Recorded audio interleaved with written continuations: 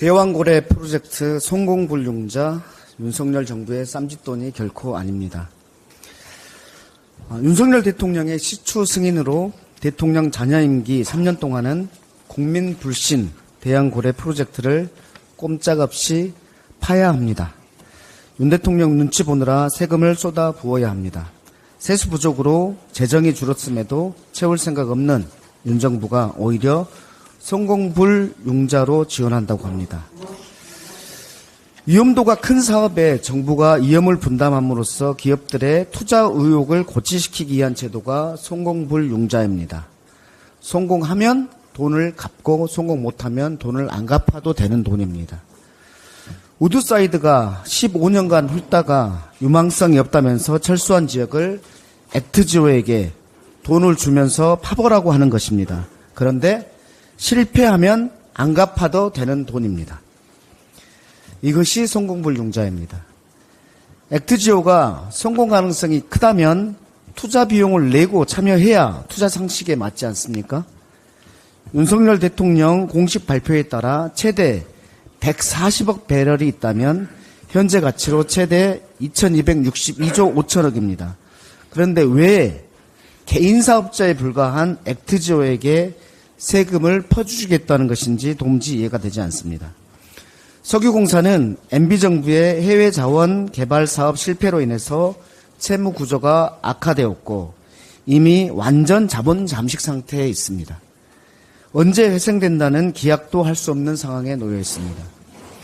국민 10명 가운데 6명은 대통령의 석유가스 매장 가능성 발표를 신뢰하지 않는다는 여론조사 결과는 대왕고래 프로젝트를 둘러싼 국민의 불신을 그대로 보여주고 있습니다.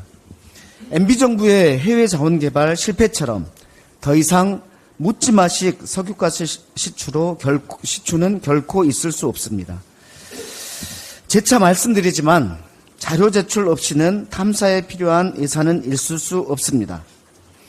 정부 지분 100%인 공기업이 경영상의 이익이 침해될 수 있다는 이유로 자료 제출을 거부하는 것은 납득할 수 없습니다.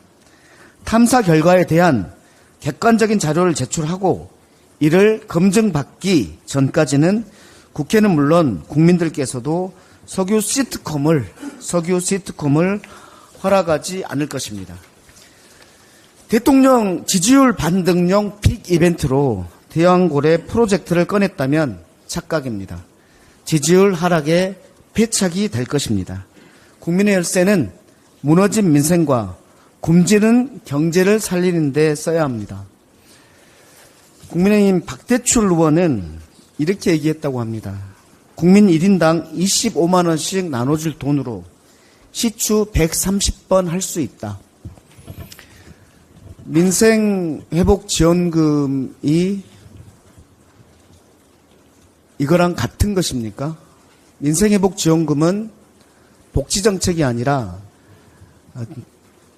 적극적인 재정정책이고 국민의 삶을 살리는 마중물이 되는 정책이라는 것을 누누이 말씀드렸는데도 불구하고 이것을 이 돈으로 130번 시추할 수 있다는 이런 말을 하고 있습니다.